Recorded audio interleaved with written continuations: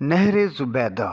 خلیفہ ہارون رشید کی بیوی زبیدہ نے ایک خواب میں دیکھا جو بظاہر اچھا نہ تھا، جبکہ زبیدہ بڑی عابدہ، زاہدہ، نیک اور اللہ کی نیک والیہ خاتون تھیں۔ اس نے دیکھا کہ میں ایک چوراہے پر ہوں اور جو شخص آ رہا ہے مجھ سے گناہ کا ارتکاب کر کے جا رہا ہے۔ ایک عابدہ، زاہدہ خاتون کے لیے ایسا خواب نظر آنا بڑا تکلیف دہ ہوتا ہے۔ چنانچہ جو ہی اس نے یہ خواب دیکھا تو سخت پریشان ہوئی اور اپنی خادمہ کو کہا کہ تم میرا نام لیے بغیر اس خواب کو اپنی طرف منسوب کر کے وقت کے مایہ ناز معبر علامہ ابن سیرین سے اس کی تعبیر پوچھو۔ زبینہ نے اپنا نام بتانے سے اس لیے منع کیا تھا کہ نامعلوم اس قسم کے خواب کی کیا تعبیر ہو جو رسوائی کا سبب بن جائے۔ خادمہ حاکم کے حکم کے مطابق علامہ ابن سیرین کے پاس پہنچی اور عرض کیا کہ حضرت، میں نے اس قسم کا خواب دیکھا ہے اور اس کی تعبیر کیا ہے؟ علامہ ابن سیرین نے جب خواب سنا تو فوراً فرمایا، یہ تمہارا خواب نہیں ہو سکتا، ایسا خواب ہر کس و ناقص نہیں دیکھ سکتا، یہ تو کسی خوش نصیب شخص کا خواب ہے، پہلے سچ سچ بتا کہ کس کا خواب ہے، پھر تعبیر بتاؤں گا۔ خادمہ نے کہا کہ حضرت، جس کا یہ خواب ہے اس نے نام بتانے سے منع کیا ہے۔ علامہ ابن سیرین نے فرمایا کہ پہلے اس سے اجازت لو ورنہ میں خواب کی تعبیر نہیں بتاؤں گا۔ خادمہ زبیدہ کے پاس واپس آئی اور پوری رات نقل کی کہ ابن سیرین فرماتے ہیں کہ پہلے جس کا خواب ہے اس کا نام بتاؤ، پھر تعبیر بتاؤں گا۔ زبیدہ نے خادمہ سے کہا، اچھا جا کر میرا نام بتا دو کہ زبیدہ نے یہ خواب دیکھا ہے۔ خادمہ دوبارہ علامہ ابن سیرین کے پاس پہنچی اور عرض کیا کہ یہ خواب زبیدہ نے دیکھا ہے۔ انہوں نے فرمایا کہ میں نے پہلے ہی کہا تھا کہ یہ کوئی عام خواب نہیں، یہ کسی خوش قسمت کا ہی خواب ہو سکتا ہے، اور پھر یہ تعبیر دی کہ اللہ تعالیٰ ملکہ کے ہاتھ سے ایسا صدقہ جاریہ قائم فرما دیں گے جس سے رہتی دنیا تک لوگوں کو فائدہ پہنچے گا۔ خادمہ نے زبیدہ کو جا کر جب خواب کی تعبیر بتائی تو زبیدہ نے فوراً اللہ کا شکر ادا کیا کہ بظاہر خواب تو بڑا عجیب تھا لیکن تعبیر بہت اچھی پائی۔ پھر چند سالوں کے بعد ہارون رشید نے جب حج پر جانے کا ارادہ کیا تو ملکہ زبیدہ بھی ساتھ ساتھ تھیں۔ یہ آج سے تقریباً 1200 سال پہلے ہارون رشید کے زمانے میں مکہ مکرمہ میں پانی کی بے حد تنگی تھی اور حاجیوں کو پانی کی دستیابی میں خاصی مشقت کا سامنا کرنا پڑتا تھا۔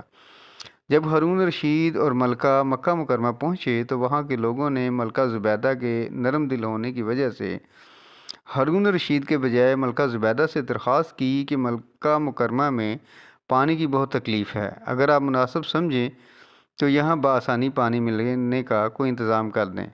ملکہ زبیدہ یہ بات سمجھ گئی کہ یہ بہت اہم جگہ ہے جہاں دوسرے ملکوں سے بھی لوگ آتے رہتے ہیں، ان کو پانی کی قلت کا سامنا ہے، لہٰذا ان کی یہ تکلیف کسی بھی طرح دور ہونی چاہیے۔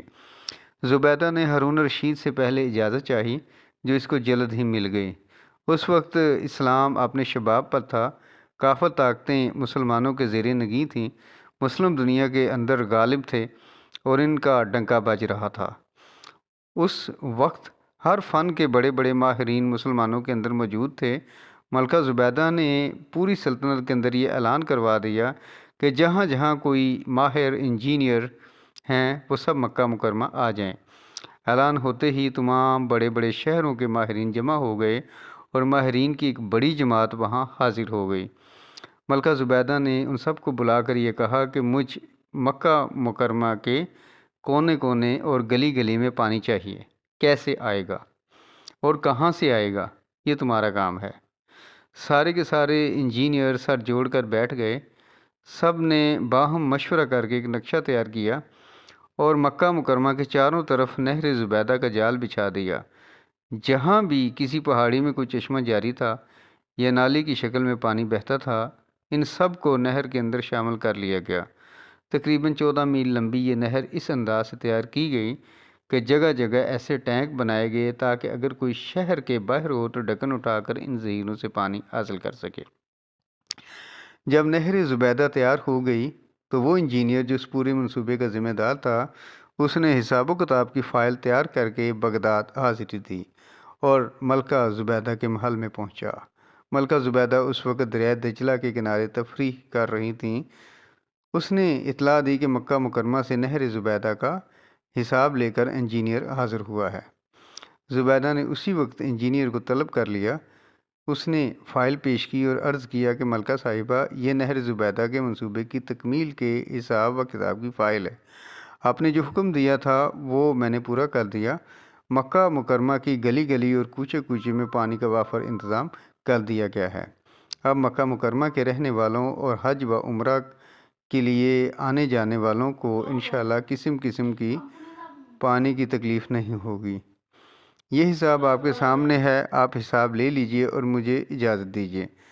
زبیدہ نے وہ فائل لی، اس پر دستخط کیے اور اس کو درمیان میں چاک کر کے دریائے دجلہ میں ڈال دیا، اور وہ مشہور جملہ کہا کہ جو تاریخ میں آج بھی محفوظ ہیں۔ انہوں نے کہا کہ ہم نے آخرت کے حساب کے لیے اس کا حساب چھوڑ دیا، اور کہا کہ اگر ہماری طرف سے کوئی حساب نکلتا ہے تو لے لو، اور اگر ہمارا تمہاری طرف کچھ نکلتا ہے تو ہم نے معاف کیا۔ ملکہ زبیدہ بنت جعفر زوجہ خلیفہ ہارون الرشید عباسی کی بیوی نے جو نہر نکالی تھی وہ دریائے دجلہ عراق سے نکال کر موجودہ سعودی عرب کے شہر رفح کے قریب سے گزرتی ہوئی مکہ مکرمہ اور میدان عرفات پہنچتی ہے، جس کے